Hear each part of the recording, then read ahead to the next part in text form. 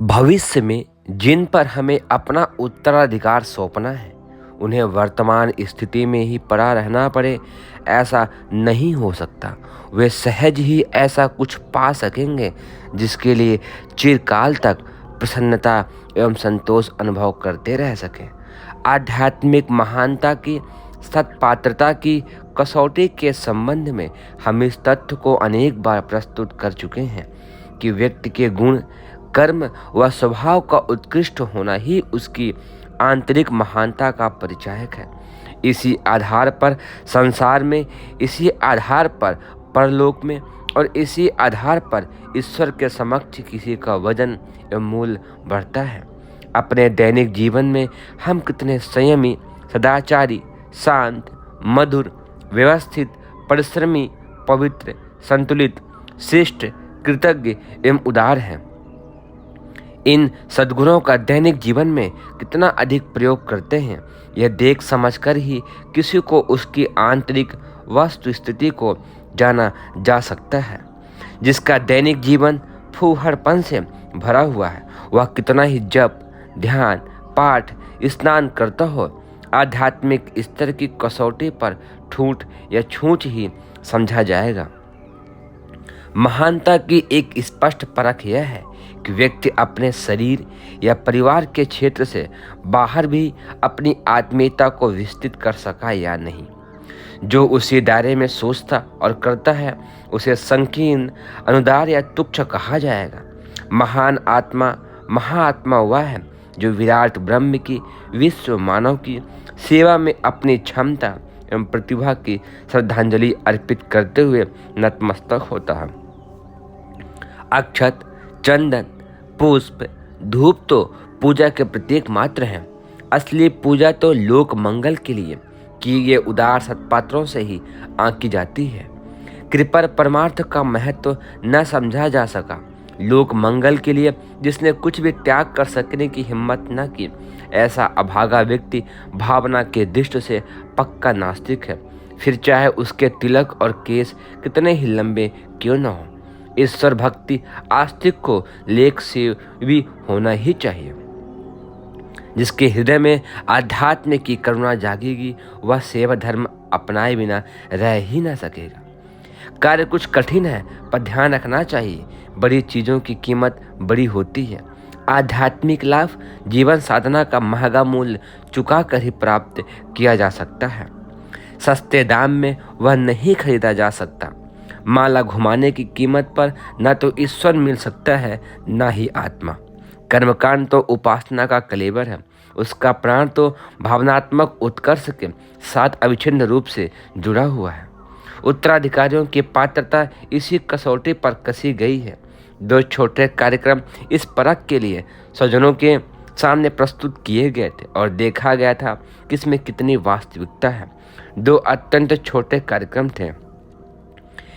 पहला, 1 घंटा प्रतिदिन जन जागरण के लिए देते रहना। दूसरा, 10 पैसा प्रतिदिन इसे ज्ञानयज्ञ के लिए समर्पित करना है। ये दोनों इतने सरल हैं जिनमें रत्ती भर की सद्भावना जग पड़ी होगी, उन्हें इसमें तनिक भी कठिनाई अनुभव न होगी। जिनकी रुचि इस ओर नहीं, उसके लिए 1000 बहाने गढ़ लेना बाएं हाथ का खेल है। उत्तराधिकारियों की रुचि आत्मनिर्माण की, धर्म साधना की दिशा में जगी या नहीं, हमारे अनुरोध का कुछ मूल्य समझा या नहीं, इसकी पहचान इस तरह ही हो सकती है कि उपयुक्त 2 छोटों से प्रयोग आरंभ कर दिए या फिर नहीं। 1 घंटा समय का क्या उपयोग करें, इस प्रश्न का उत्तर अपनी परिस्थितियों के अनुसार कर लेना चाहिए।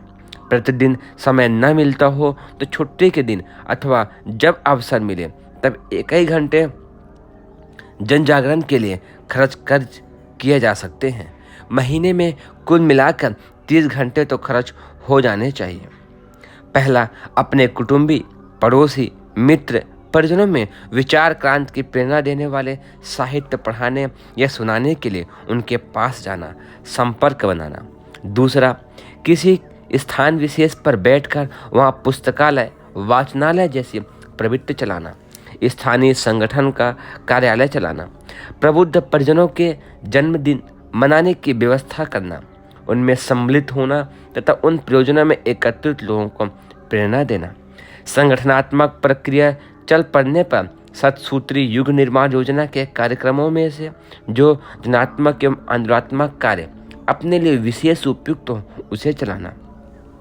यूं दैनिक जीवन में विभिन्न प्रयोजनों के लिए संपर्क में आने वाले व्यक्तियों को ऐसे सत प्रेरणाएं देते रहना ही चाहिए, पर कम से कम 1 घंटा महीने में 30 घंटे अलग से सुरक्षित रखा जाए। इतना भर करते रहने से एक व्यक्ति अपने क्षेत्र में संगठनात्मक एवं रचनात्मक कार्यक्रम को आशाजनक सीमा तक बड़ी सरलता और सफलतापूर्वक आगे बढ़ा ले जा सकता है।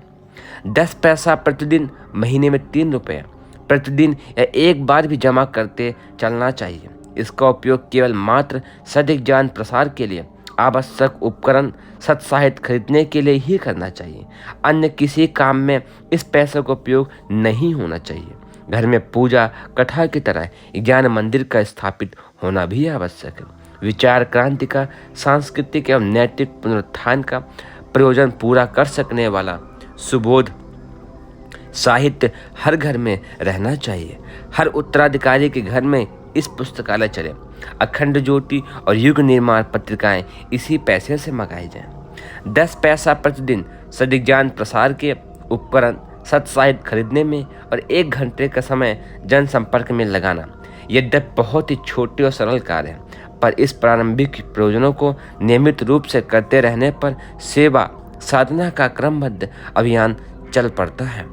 दूसरे से कुछ कहने वालों को लोग लाजवश अपने को भी अपेक्षाकृत अधिक सुधारा हुआ बनना पड़ता है।